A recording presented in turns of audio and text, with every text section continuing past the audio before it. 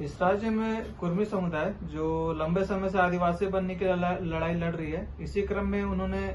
आगामी 20 सितंबर को रेल रोको आंदोलन रखा है। आपकी पार्टी लोकहित अधिकार पार्टी, चूंकि आप इस पार्टी के प्रदेश अध्यक्ष हैं, इसमें आपकी क्या राय है? जोहार। निश्चित रूप से कुर्मी समाज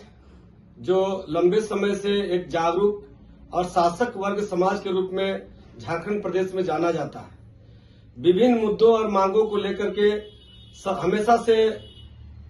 आगे अगुवाई करने का काम कुर्मी समाज के द्वारा होता रहा है। और इस बार ये जो कुर्मी समाज को आदिवासी बनने का जो मांग कुर्मी समाज के नेतृत्व में चल रही है, मैं इसे उचित नहीं मानता हूं और ये किसी की हकमारी करना उचित भी नहीं है। मैं ऐसा समझता हूं कुर्मी समाज जो ओबीसी समाज में वर्तमान में है और सबसे ज्यादा अगर शोषण किसी समाज का अगर इस राज्य में और देश स्तर में हो रहा है तो ओबीसी समाज का हो रहा है। चाहे वो आरक्षण में भेदभाव की बात करें, चाहे हक अधिकार की बात करें। चूंकि हमारा लोकहित अधिकार पार्टी सामाजिक न्याय के पक्षधर पार्टी है, हम लोग इस बात को लेकर के सदैव आंदोलनरत है कि भाई जिसकी जितनी जनसंख्या उसको उतनी हिस्सेदारी मिले। जाति जनगणना की मांग को लेकर के भी हमारी पार्टी मुखर होकर के आवाज बुलंद कर रही है। तो मैं ऐसे समय में जो ओबीसी समाज कुर्मी समाज है, वो बड़े भाई की भूमिका में ओबीसी समाज का है, एक जागरूक और शासक वर्ग समाज है। और जब इस समुदाय को ओबीसी समुदाय को न्याय दिलाने की बात है, अगुवाई करने की बात है, और ऐसे समय में ये जाति विशेष के लिए आदिवासी की मांग कर रहे हैं, तो मुझे लगता है कि पहला तो ये किसी आदिवासी समाज के लिए हकमारी की बात है, और दूसरे सब बात है कि जो बहुसंख्यक ओबीसी समाज है जिसका कोई लीडरशिप नहीं है, कोई अन्य जो छोटी छोटी जाति है जैसे तेली हो गया, नाई हो गया, कुम्हार हो गया, अहिर हो गया, बहुत सारे ऐसे उपजातियां हैं, कहार हो गया, जिसका कोई नेतृत्व करने वाला नहीं है। हम लोग सभी लोग कुर्मी समाज को अपने नेतृत्वकर्ता के रूप में देख रहे थे और हमारी जो बड़ी आबादी है उसका चाहे वो आरक्षण नीति में सुधार करके उसको बराबर की हिस्सेदारी मिले, इन मुद्दों को लेकर के अभी पूरा राज्य आंदोलनरत है। और जो आरक्षण नीति है, मैं स्पष्ट रूप से कहना चाहूंगा कि संवैधानिक तौर पर अगर आदिवासी और दलित समाज को 100% आरक्षण प्राप्त है तो फिर ओबीसी के साथ भेदभाव क्यों?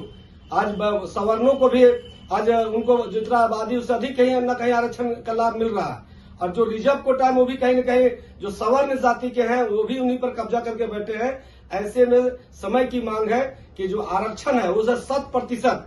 सभी दबे कुचले वंचित समुदाय ओबीसी समाज के बीच इक्वलिटी किया जाए ताकि सबको समान अवसर से आगे बढ़ने की बात है। इन मुद्दों और मांगों के साथ हमें लगता है कि कुर्मी समाज को अगुवाई करना चाहिए। और समय समय पर इन्होंने पिछले बार आपको याद होगा कि जब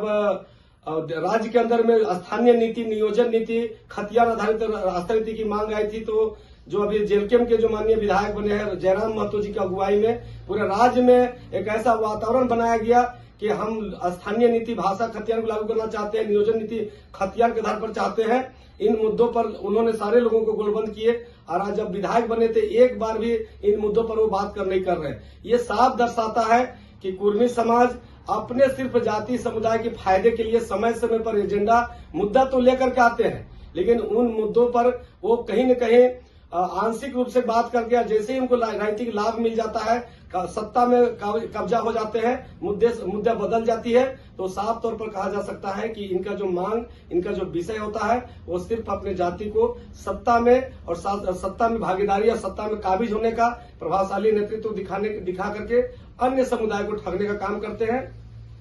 स्पष्ट रूप से मैं अंतिम में कहना चाहूंगा कि पुनर्विचार करना चाहिए, क्योंकि कुर्मी समाज एक बहुसंख्यक और जागरूक और शासक वर्ग समाज। आप देख सकते हैं किसी भी राजनीतिक दल में जाकर देखिए, चाहे वो जेएमएम हो, कांग्रेस हो, बीजेपी हो, जेलकेम हो, चाहे आजसू पार्टी हो, चाहे जेडीयू पार्टी हो, सभी दलों में इनकी बड़ी संख्या में भागीदारी है, चाहे आधिकारिक रूप में हो, चाहे विधायक संसद बनने की बात हो। कई ऐसे विधानसभा लोकसभा है जहां जैसे सिल्ली हो गया, आपका डुमरी हो गया, रामगढ़ हो गया, गिरिडीह हो गया, ऐसे दर्जनों आपको विधानसभा मिलेगा जहां सिर्फ कुर्मी वर्सेस कुर्मी रहते हैं। वहां किसी अन्य जाति न कभी चुनाव लड़ने की सोचती है और न कोई राजनीतिक दल उसे भागीदारी देती है। तो इस तरीके से देखा जाए तो ये स्वतः एक शासक वर्ग एक जागरूक समाज के रूप में स्थापित है राज्य और देश के अंदर में। मैं पुनः अपने बड़े भाई के रूप में कुर्मी समाज से आग्रह करना चाहूंगा कि